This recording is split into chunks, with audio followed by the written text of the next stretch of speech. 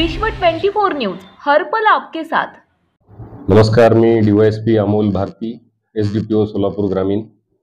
Mandrup police स्टेशनच्या हद्दीतून 21 तारखेला 21 ऑगस्ट 2023 रोजी रात्री 10 वाजता 13 मैल वैष्णवी ढाबा या ठिकाणावरून कर्नाटक पासिंगचा एक ट्रक, ज्यामध्ये 580 पोते DNP खत KA 23B2198 असा ट्रक, ड्रायव्हर आतमध्ये हॉटेलमध्ये जेवण्यासाठी गेले असता ट्रक बाहेर लावलेला होता। ड्रायव्हरने चावी ट्रकलाच ठेवलेली होती आणि ते जेवण करत होते। या दरम्यानच काही चोरांनी सदर ट्रक तिथून चोरून नेला। चोरून 21 तारखेला रात्री नेल्यानंतरच त्याचा शोध घेण्यासाठी मी मंद्रुप पोलीस स्टेशनचे इन्चार्ज फुले साहेब, आमचे PSI करपे साहेब आणि DBची टीम यांना आदेशित केले होतं। या दरम्यान 22 तारखेला पहाटे गुन्हा दाखल करण्यात आला आणि सदर ट्रक संदर्भात सर्व टोल नाके, आजूबाजूचे महाराष्ट्रातले आणि कर्नाटकातले सर्व टोल नाक्यांना इन्फॉर्मेशन पाठवण्यात आली। CCTV फुटेज चेक करण्यासाठी स्टाफ पाठवण्यात आला आणि त्यानंतर सदर बाबतचं टेक्नॉलॉजीचा वापर म्हणजे WhatsAppच्या माध्यमातून सदर ट्रकची माहिती तपास यादी सर्वसामान्य लोकांना सुद्धा पाठवण्यात आली, जेणेकरून आपल्याला त्या ट्रकच्या चोरी संदर्भात माहिती मिळेल। तर सदर ट्रक आम्हाला काल म्हणजे दिनांक 22 रोजी रात्री इसगाव टोल नाक्याच्या जवळ मंद्रुप पोलीस स्टेशनची टीम तसेच कामठी पोलीस स्टेशनची टीम यांच्या मदतीने आम्ही सदर ट्रक पकडला आहे आणि सदर ट्रक 15 लाख रुपये किमतीचा ट्रक, त्यामध्ये असलेला 580 पोते DNP खत असा एकूण 22,62,हजार रुपयाचा मुद्देमाल 100% रिकव्हरी करून मुद्देमाल ताब्यात घेण्यात आला आणि सदर बाबतीत 2 चोर आम्हाला सापडलेले आहेत। या चोरांकडून अशाच प्रकारचे काही आणखी गुन्हे त्यांनी केले आहेत का, याचा तपास सध्या चालू आहे। सध्याचा जो तपास आहे तो PSI करपे हे करत आहे।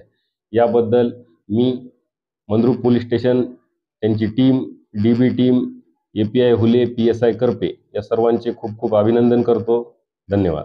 कारण एक पोलिसांना एक आव्हानच होतं, कारण कसं आहे तर CCTV फुटेज उपलब्ध नसताना आणि 24 तासाच्या आत एवढं मोठी कामगिरी करण्यामागे महत्त्वाचं कारण काय? महत्त्वाचं कारण याच्यामध्ये DB टीम जी आहे आमची API हुले, PSI करपे आणि DB टीम यांचं नेटवर्क चांगलं आहे। सदर बाबतीत जरी टेक्नॉलॉजीचा जरी वापर झाला असला तर मुख्य बातमी ही गोपनीय बातमीदारांनाच आपल्याला दिली की सदर ट्रक हा इसगाव टोल नाक्याच्या तिकडे जात आहे।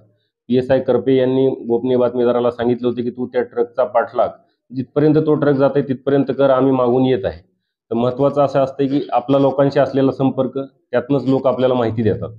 आपण जे चांगलं काम करतो त्या माध्यमातूनच लोक आपल्याशी जुळतात आणि ते आपल्याला मदत करतात। त्यामध्ये अजून आणखी आरोपी आहेत का?